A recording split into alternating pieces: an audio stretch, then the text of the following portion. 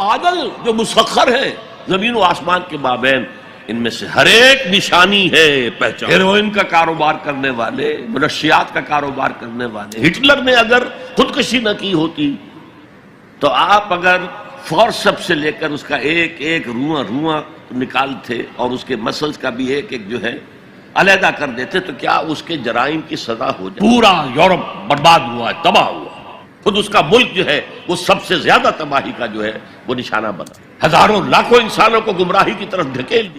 ایک دنیا، ایک عالم اور ہونا چاہیے، اور وہ ابدی ہونا چاہیے تاکہ پوری بھرپور سزا ملے اور پورا بھرپور اجر دیا جا سکے۔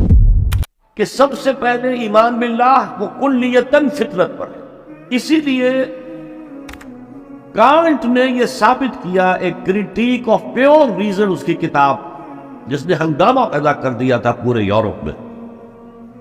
اس وقت تک کرسچینٹی ڈومیننٹ تھی اور مذہب ایک اہم عنصر تھا انسانی زندگی کا۔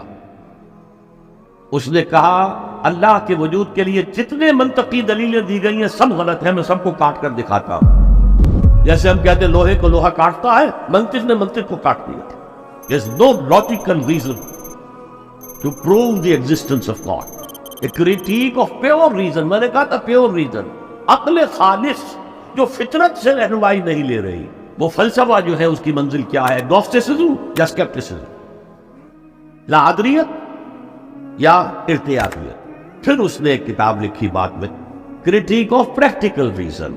اس نے کہا کہ عملی طور پر انسان اخلاق حسنہ اختیار کر ہی نہیں سکتا جب تک کہ خدا کو نہ مانے۔ یہ نیسیسٹی ہے انسان کو کہ مانے۔ علامہ اقبال نے اس کو تسلیم کیا ہے، کانٹ کے اس دعوے کو۔ وہ ان کی کتاب ہے reconstruction of religious thought in Islam, کہ کوئی منطقی دلیل خدا کے وجود کو ثابت نہیں کر سکتی۔ متکلمین نے کوششیں کی ہیں، لیکن دلیل کو کاٹ دیتی ہے، منطق کا توڑ کر دیتی ہے۔ وہ صرف قرآن نے لفظ آیت استعمال کیا جو میں نے بیان کیا تھا۔ اس کائنات میں ہر شے اللہ کی نشانی ہے۔ جیسے آپ کو اپنے کسی دوست کی دی ہوئی کوئی شے دیکھتے ہی دوست یاد آ جاتا ہے، ایسے ہی آفاق و انفس میں اللہ کی نشانیاں، تمہارے اندر بھی اللہ کی نشانیاں۔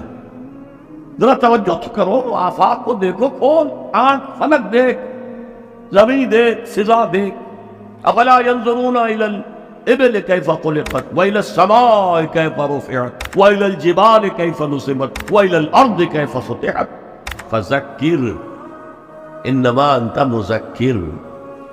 کیا یہ دیکھتے نہیں، غور نہیں کرتے اونٹ کو کیسے پیدا کیا گیا، کتنا اپنے ماحول کے ساتھ مناسبت رکھتا ہے، 7 دن نہ کچھ کھانے کو ملے نہ پینے کے ملے، اسے کوئی پرواہ نہیں۔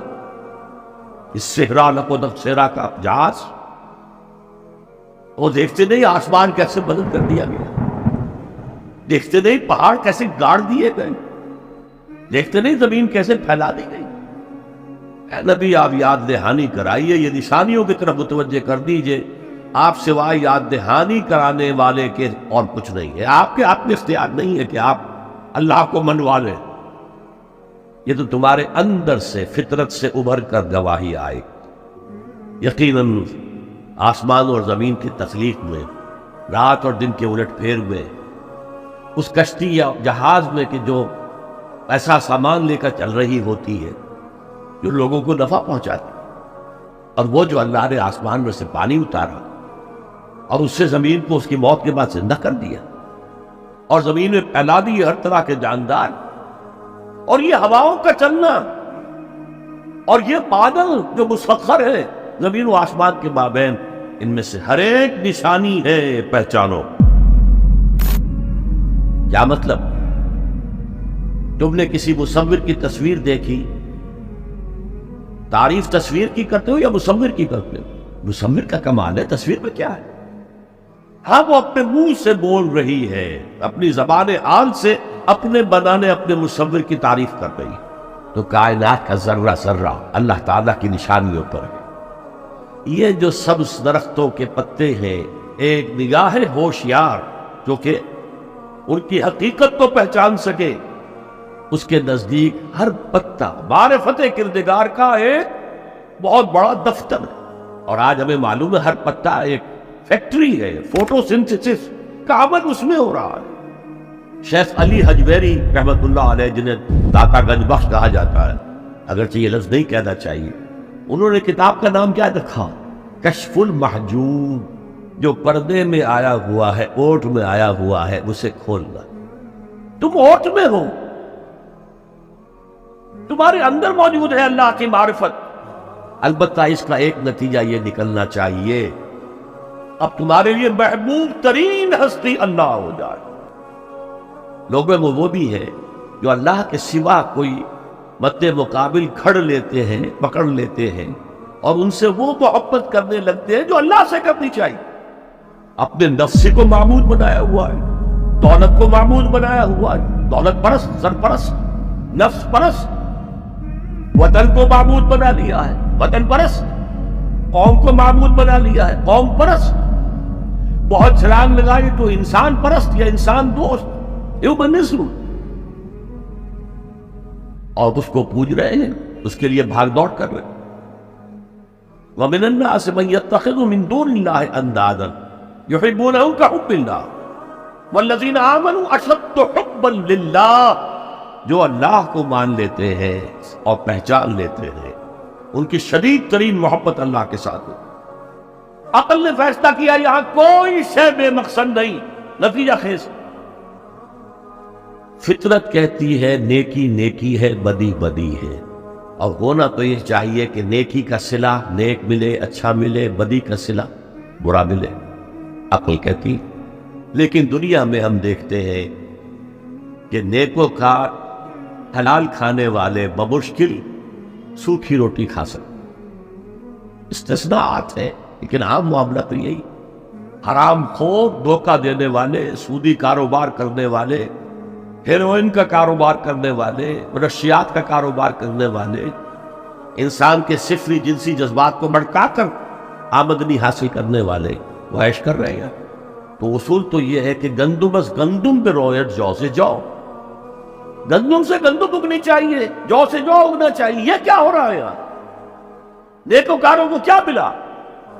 نسل انسانی کا سب سے بڑا نیک انسان محمد صلی اللہ علیہ وسلم، اور کئی کئی وقت کے فاقے آتے تھے، ان کی نیکی کا کوئی صلہ دیا جا سکتا ہے دنیا میں سوائے اس کے کہ ان پر درود پڑھیں؟ اور بدترین انسانوں کو آپ کیا سزا دے سکتے ہیں؟ ہٹلر نے اگر خودکشی نہ کی ہوتی تو آپ اگر فورسپ سے لے کر اس کا ایک ایک رواں نکالتے اور اس کے مسلز کا بھی ایک ایک جو ہے علیحدہ کر دیتے تو کیا اس کے جرائم کی سزا ہو جاتی؟ کروڑوں انسان قتل ہوئے، لاکھوں نہیں، پورا یورپ برباد ہوا ہے، تباہ۔ خود اس کا ملک جو ہے وہ سب سے زیادہ تباہی کا جو ہے وہ نشانہ بنا۔ تو دنیا میں ہم نے جزا و سزا کا کچھ نظام قائم کیا ہے، لیکن یہاں نہ جزا اتنی دی جا سکتی ہے جتنا کہ کوئی شخص مستحق ہے۔ اس نے پوری زندگی اسی میں لگائی کہ خیر کا پرچار کیا اور بدی سے روکا تھا۔ یہی اپنا وقت، صلاحیت وہ پیسہ کمانے میں خرچ کر سکتا تھا، اس میں لگا دیا اپنے آپ، کون اسے صلہ دے گا یہاں؟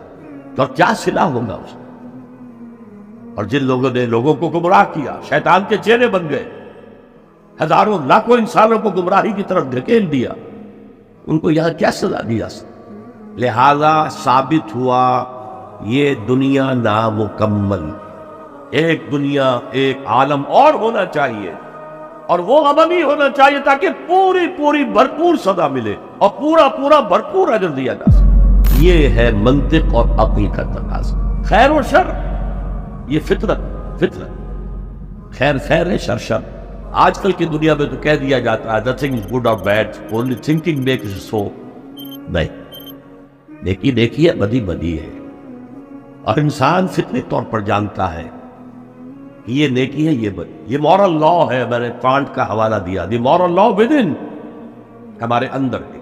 اس کا تقاضا یہ ہے کہ نیکوکاروں کو ان کی نیکی کی جزا ملے، بدکاروں کو ان کی بدی کی سزا ملے۔ وہ یہاں پورا نہیں ہوتا۔ اول تو مجرم پکڑے ہی نہیں جاتے، پھر رشوتوں کے دھندے ہیں، چھوٹ جاتے ہیں، ججوں کو خرید لیا جا سکتا ہے، بڑا جو ماہر وکیل ہے وہ جتنے گواہ کھڑے ہیں اس مجرم کے خلاف ان سب کو کاٹ دیتا ہے جرح کر کے۔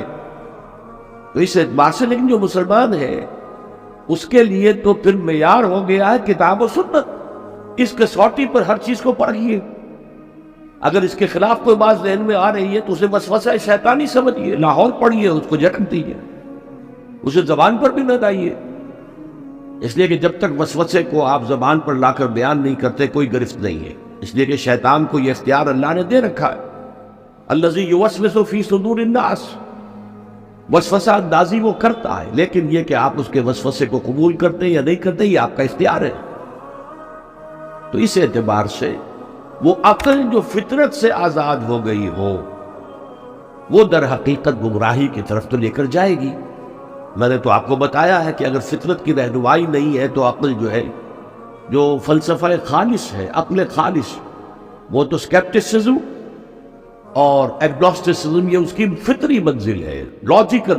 وہ لازم ایگنوسٹسزم یا اور ارتیابیت کے داغ جا کر اس کا واسطہ پڑ جائے. اللہ کو پہچان لیا، اس کی توحید کو پہچان لیا. اب اللہ کو ایک دفعہ پہچان لینا، مان لینا کافی نہیں ہے، اس کے ساتھ ایک مسلسل ذہنی اور قلبی تعلق قائم رکھنا ضروری ہے.